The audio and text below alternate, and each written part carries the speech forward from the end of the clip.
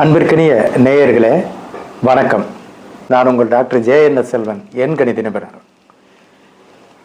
இப்போ தமிழ் புத்தாண்டில் ஆங்கில பலன்கள் எப்படி நடக்கும் அப்படின்றத நம்ம முழுமையாக பார்க்க போகிறோம்.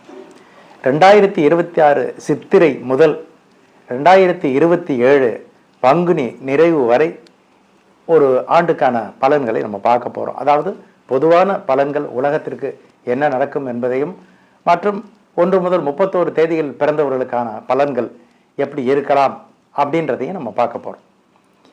தமிழ் வருடங்கள் அப்படின்னு பார்த்தா மொத்தம் 60 வருடங்களுக்கு ஒரு முறை ஒரு ரொட்டேஷனில் வந்துக்கிட்டே இருக்கும்.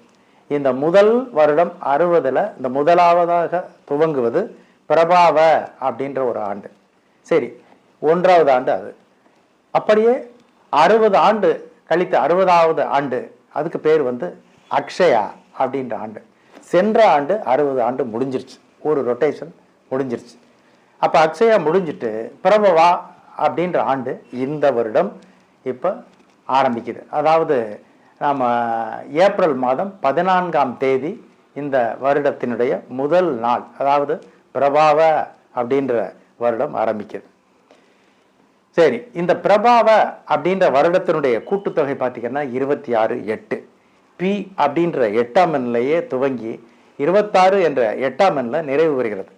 சரி, இதுக்கு என்னவெல்லாம் இந்த பலன்களை இந்த ஆண்டு தரும் அப்படின்னு பார்த்தா, நீதி, நேர்மை, ஒழுங்கு, கட்டுப்பாடு, இப்படி நடக்கும் எல்லாரும் வந்து ஒரு அற்புதமான வாழ்க்கையை, பொன்னான வாழ்க்கையை வாழ போகிறாங்க. அப்போ நீதியானவர்கள் அற்புதமான வாழ்க்கை வாழ்வார்கள். நீதி அற்றவர்கள் நீதிக்கு உட்பட்டு வாழ வேண்டிய சூழ்நிலையில் வந்து சேரும். இதுதான் இது உண்மை. நீதி அற்றவர்கள், ஒழுங்கற்றவர்கள், நேர்மையற்றவர்கள், கட்டுப்பாடை மீறுபவர்கள், இவர்களுக்கெல்லாம் பார்த்தீங்கன்னா இந்த பிரபாவ ஆண்டு ஒரு, அதாவது என்னன்னா ஆசிரியர் மாதிரி பாடம் சொல்லித்தரும். இந்த பாடத்தை கற்றுக்கிட்டா நம்ம அப்புறம் மறுபடி ஈஸியாக வழி நடக்க முடியும் இல்லையா? அதனால இந்த ஆண்டு ஒரு கல்லூரி ஆண்டு. கல்லூரியில் போய் புகுந்து பாடம் கற்றுக்கொண்டது போல எல்லாவற்றிற்கும் உலகத்திற்கே நடக்கும் அப்படின்னு கூட சொல்லலாம்.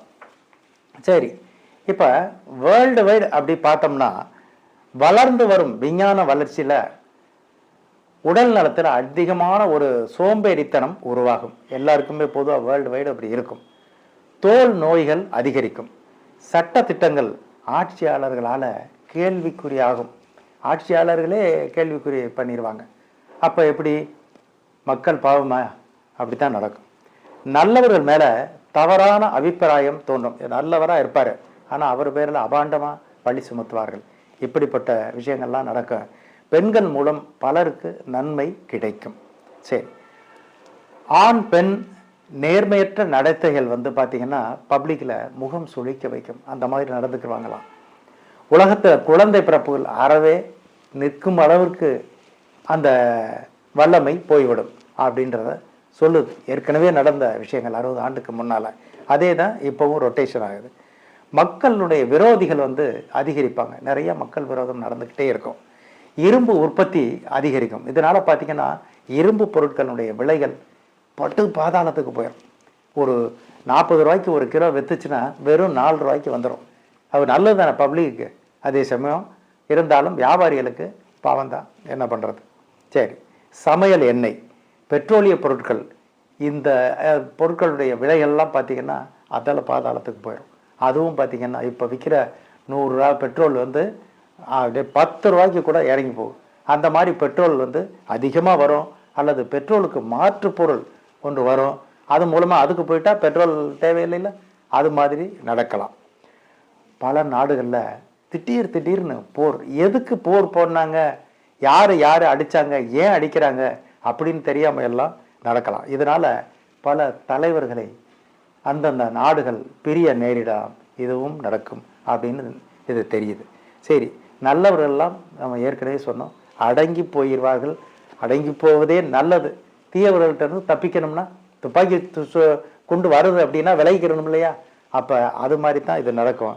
அகில உலகமெங்கும் ஆன்மீகம் ஆர்ப்பரிக்கும். கடவுளே இல்லைன்னு சொன்னவங்கெல்லாம் கடவுள் இருக்குன்னு சொல்லிட்டு கோயிலாக தெரிய போகிறாங்க. ஒவ்வொரு ஊர்லேயும் ஒவ்வொரு நாட்டிலையும் அந்தந்த நாட்டு மக்கள் கோயில்களில் குடியிருக்க போகிறாங்க அப்படின்னு கூட சொல்லலாம். அந்த அளவுக்கு ஆன்மீகத்தில் நம்பிக்கை உருவாக போகுது. அதுக்கேற்ப நடவடிக்கைகளும் நடக்கும். சரி, இப்போ நாம் இதெல்லாம் பொதுவான விஷயங்களை உங்களுக்கு நான் சொல்லிட்டேன், நாட்டு நடப்புகளை. இப்போ ஒவ்வொருத்தருக்கும் எப்படி நடக்கும் அப்படின்றத பார்ப்போம். ஒவ்வொருத்தருக்கும்னா 1 முதல் 31 தேதிகளில் தான் பிறக்க முடியும் ஆட்கள். அப்போ அந்த 1 முதல் 31 தேதிகளில் பிறந்தவர்களுக்கு எப்படியெல்லாம் நடக்கும்? 1 முதல் 31 தேதிகளில் பிறந்தவர்கள் இந்த பிரபாவ ஆண்டில் எப்படிலாம் அவர்களுக்கு நடவடிக்கை நடக்கும், எப்படி இருப்பாங்க அப்படின்றத நம்ம நியூமராலஜி படி பார்க்க போகிறோம். சரி, இப்போ 1, 10, 19, 28 ஆகிய தேதியில் பிறந்த நீதிமான்கள், நேர்மையாளர்கள், ஒழுங்குள்ளவர்கள், மெஜஸ்டிக்னஸ் உள்ளவர்கள், பிறரை அடக்கியாளும் தன்மையுள்ள இவர்கள் ஏற்கனவே திட்டமிட்ட வேலைகளை திறம்பட நடத்தி கொள்ளலாம். புதிய திட்டங்களை சற்று அதை அடக்கி வைக்கலாம். ஏன்னா ஏற்கனவே போட்ட திட்டங்கள்லாம் பல கோடிகளுக்குள்ள திட்டமாச்சு. அந்த திட்டங்கள் எல்லாம் நிறைவேற்றி கொள்ள வேண்டிய ஆண்டு இந்த ஆண்டு. புதிய திட்டங்களை கொஞ்சம் போஸ்ட்போன் பண்ணலாம். பிறரால் ஏற்படும் இடையூறுகளை படிக்கல்லாக மாற்றி அது மேலே ஏறி போயினாங்கன்னா தங்களுடைய முன்னேற்றம் நடந்து கொண்டே இருக்கும். அதுல இந்த முன்னேற்றத்துல கண்ணும் கருத்துமா இருக்கக்கூடியவர்கள் தான் இவர்கள். பிறருடைய முன்னேற்றத்திலும் கண்ணும் கருத்துமா இருப்பார்கள். அதனால இவர்கள் ஒரு மிக்க கண்ணியமானவர்கள் என்றே சொல்லலாம். இந்த அளவுக்கு இவர்களுக்கு இப்படி நடப்பதால் தொடர்ந்து அவருடைய முயற்சி எடுத்தால் வெற்றி நிச்சயம். அடுத்ததாக 2, 11, 20, 29 தேதியில் பிறந்த அன்பு, அடக்கம், பணிவு, பொறுமை, சகிப்புத்தன்மை, உலக மக்கள் பேரில் மிகப்பெரிய பற்றுதல், இயற்கையின் பேரில் மிக இன்பமான ஒரு நல்ல உறவுகள், இவைகளெல்லாம் உள்ள இவர்களுக்கு இது ஒரு அற்புதமான ஆண்டாக அமையப் போகிறது. எந்த ஒரு செயலையும் தனது மென்மையான அணுகுமுறையால வெற்றி பெற்றுக்கொண்டே இருப்பார்கள். யாரை பார்த்தாலும் அவர்கள் புதியவர்களாக இருந்தாலும் சரி, பழையவர்களாக இருந்தாலும் சரி, நண்பர்களாக இருந்தாலும் சரி, பகைவர்களாக இருந்தாலும் சரி, பகைவனு கூட அண்ணே வணக்கம்ண்ணே அப்படின்ட்டு போவாங்க. அந்த அளவுக்கு இவருடைய மென்மைத்தன்மை இவர்களை வெற்றி பெற செஞ்சுக்கிட்டே இருக்கும்.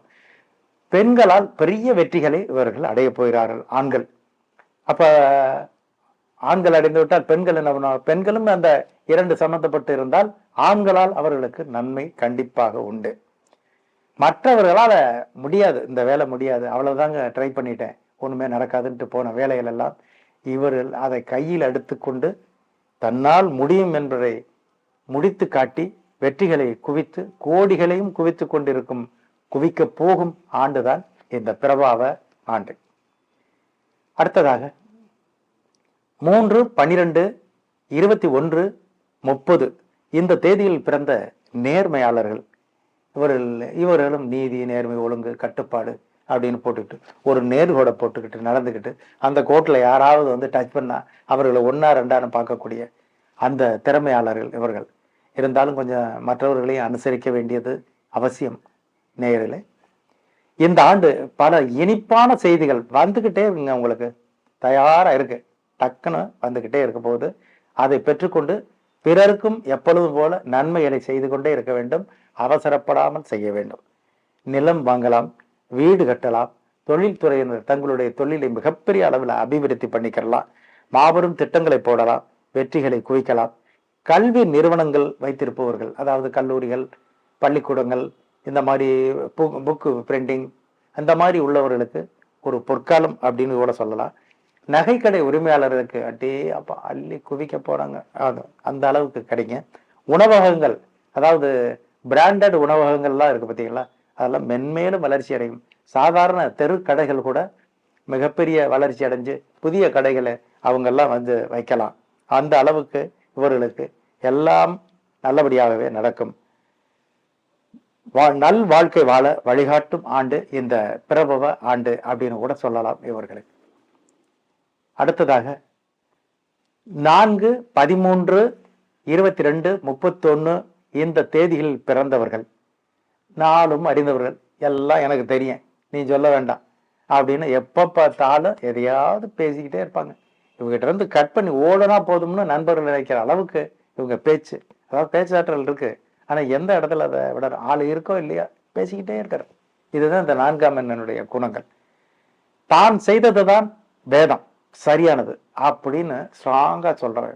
அதனால நண்பர்கள் நிறைய இருந்தாலும் அவர்கள் பகைவர்கள்ன்றதை விட ஓடி போயிடுற நண்பர்கள் நிறைய அவர்களுக்கு. அதனால பேச்சை குறைத்து உங்களுடைய உழைப்பை பெருக்க வேண்டும். அவசியம் இதை கற்றுக்கொள்ள வேண்டும். எப்ப பார்த்தாலும் வாதிட்டு கொண்டே இருப்பது இவர்களுக்கு சும்மா ஸ்வீட் சாப்பிட்டது மாதிரி. இந்த வருடம் நினைத்த காரியங்கள் எல்லாம் படிப்படியாக வெற்றியாகவே நடக்க போகுது. அது ஒரு பெரிய பிளஸ் பாயிண்ட் தான் இந்த வருஷம். வெளிநாட்டு விஷயங்கள் எல்லாம் பார்த்தீங்கன்னா வெகுவான முன்னேற்றம். வெளிநாட்டு போறதுக்கான முயற்சி எடுத்தவர்களுக்கு அது சரியா இருக்கும். ஏற்றுமதி இறக்குமதி திரைப்படத்துறையினர் மிகப்பெரிய பொருளாதார ஏற்றத்தை நிச்சயமாக பெறுவார்கள். பேச்சை மட்டும் குறையணும், அவ்வளவுதான். அதற்கு அடுத்து 5, 14, 23 இந்த தேதியில் பிறந்த பிரபஞ்ச சக்தியை அந்த கொண்ட மேதாவிகள் இவர்கள் தனது பேச்சு திறமையால அனைவரையும் அடக்கி தனது வலைக்குள்ள போட்டுக்குவாங்க.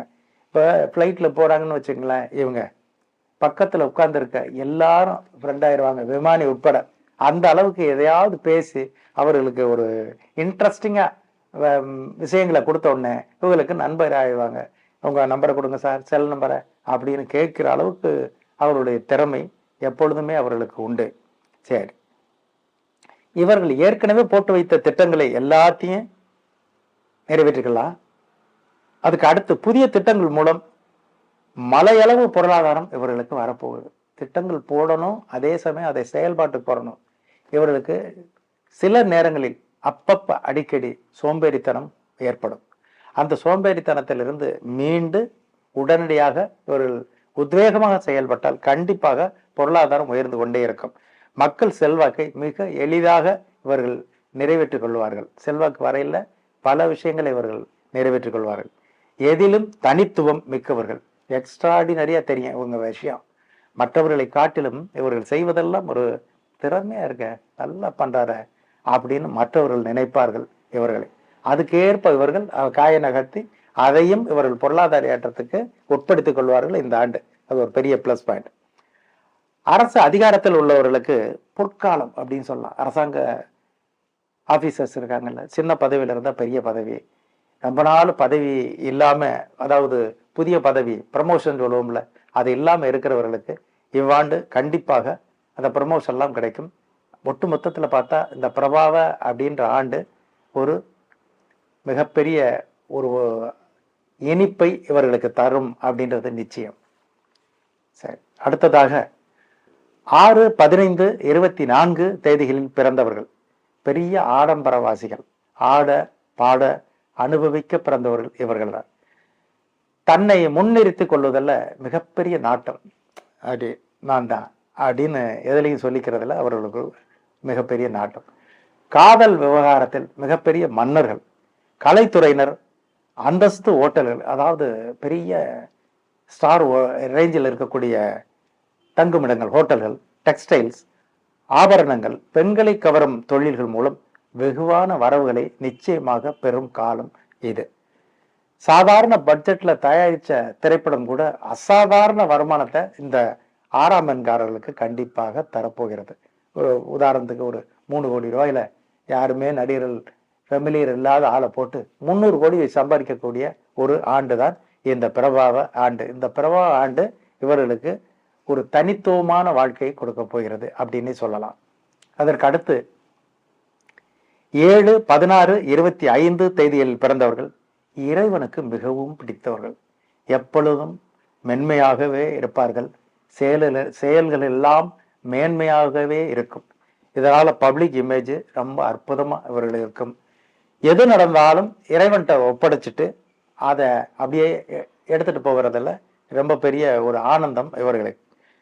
எப்பொழுது இவர்கள் தன்னைத்தானே குழப்பிக் கொள்வதில் ஆனந்தம் அடைவது இவர்களுக்கு ரொம்ப பிடிக்கும். எப்ப பார்த்தாலும் ஒரு குழப்ப சூழ்நிலையில இருப்பார்கள். சரி, குழப்ப சூழ்நிலையில இருந்தா பரவாயில்ல, அது அவருடைய இண்டிவிஜுவல், நம்ம ஒண்ணும் பண்ண முடியாது. பக்கத்துல இருக்க சேர்த்து குழப்பி விட்டுறது, அவனும் சேர்ந்து அப்படியே குழம்பி ஆஹா என்னடா அப்படின்ட்டு போறது. இது இவர்களுக்கு ஒரு கை வந்த கலை. அந்த அவர்களை குழப்பி விடுறதுலையும் ஒரு இன்பம் காண்பார்கள் இவர்கள்.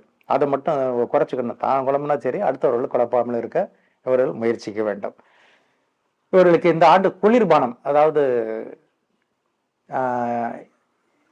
அற்புதமான குளிர்பானங்கள், லிக்கர்ஸ், ஜவுளி, உணவகங்கள், பூஜை பொருட்கள் விற்பனை, எலக்ட்ரானிக்ஸ் துறையினர், கடல் பொருட்களை ஏற்றுமதி இறக்குமதி செய்பவர்கள், திடீர் பணவரவு, எதிர்பாராத பணவரவு, ஒவ்வொரு மாதமும் அவர்களுக்கு பணவரவு கிடைக்கும்படி இந்த ஆண்டு இவர்களுக்கு அள்ளி கொட்ட போகிறது. அதை பெற்றுக்கொண்டு பிறருக்கு நன்மை செய்வதிலே குறியாக இருக்கும். ஆல்ரெடி குறியாக இருக்காங்க, இன்னமும் நன்மை செய்வாங்க. இந்த பொதுவான விஷயங்கள் எல்லாம் ஈடுபட்டு ட்ரஸ்டுகளுக்கெல்லாம் அள்ளி கொடுக்கிறவர்கள் இந்த 7ஆம் எண்காரர்கள் தான். அது நிறையாவே இப்பவும் செய்ய போறாங்க. அடுத்ததாக 8, 17, 26 தேதியில் பிறந்தவர்கள் எப்பொழுதும் பிறருக்காகவே வாழ்பவர்கள், உழைப்பவர்கள். பெரும்பாலும் பார்த்தா ஏதோ ஒரு நெருக்கடி இருப்பதா இவங்க நினைச்சுக்கிடுவாங்க. அவங்களுக்கு போலியா ஒரு வளையத்தை உருவாக்கிக்கிறது. ஏன்னா என்ன தேதியில பிறந்தா 8 8 அப்படின்னு அடுத்தவனும் சேர்ந்து இவங்களை மடக்கி விட்டுறது. அதுல முடங்கி போறது இவர்கள். 8ஆம் எண்ணில் பிறந்தவர்கள் தான் மிகப்பெரிய ஆட்களை வலம் வர்றாங்க. உதாரணத்துக்கு புரட்சி தலைவர் எம்ஜிஆர் 17ஆம் தேதி பிறந்தவர். இப்ப இருக்கக்கூடிய நம்ம பாரத பிரதமர் அவரும் 17ஆம் தேதி பிறந்தவர். இப்ப கலக்கிக்கிட்டு இருக்கார எல்லா மக்கள்கிட்டையும் அரசியல் விஷயங்கள் எல்லாம் சீமான், அவர் 8ஆம் தேதி பிறந்தவர். இவர்களெல்லாம் சாதாரணமானவர்களா? அசாதாரணமான பிறவிகள் இவர்கள்லாம். அதனால் 8ஆம் எண்காரர்கள் எதற்கும் அஞ்ச வேண்டாம். இன்னொரு முக்கியமான விஷயம், பிரபாவ அப்படின்னு கூட்டுனா 26/8. அப்ப 8ஆம் எண்ணுக்கு 8ஆம் எண் உதவிகரமா இருக்கும். அதனால பெரிய ஒரு வாழ்க்கை வாழ போறீங்க. இந்த 8 சிறப்பான 8 அப்படின்ற மனதில் நினைச்சு நீங்க நடைபோடுங்க. இந்த போலி வளையத்தை தகர்த்து விட்டு அடுத்து போயிட்டே இருங்க. மனிதநேயமிக்க இவர்களுக்கு மற்றவர்கள் உதவவில்லையே அப்படின்னு நீங்க நினைச்சுக்கிட்டே இருந்தீங்கல்ல, இப்ப நீங்க பிறருக்கும் உதவ போறீங்க, மற்றவர்களும் உங்களுக்கு உதவ போறாங்க. அதனால நினைத்து வச்ச திட்டங்கள் எல்லாம் தீர்க்கமாக நடந்தே தீரும் அப்படின்னு அந்த ஆண்டு சொல்லுது. உங்களுக்கு பிடித்தது போன வாழ்க்கை அமையும், மகிழ்வூட்டும். சிலருக்கு இரும்பு, கெமிக்கல், நிலக்கரி, எண்ணெய், பெட்ரோலியம் ப்ராடக்ட், ஆலோசனை மையங்கள், கன்சல்டிங் இதெல்லாம் வச்சிருக்காங்கல்ல, இவர்களுக்கெல்லாம் திடீர்னு வருமானம். நீங்க எதிர்பார்த்தது லட்சங்களா இருக்கலாம், அதை தான் உங்க லட்சியமா இருந்திருக்கும். ஆனால் கோடிகள் குவிய போகிறது.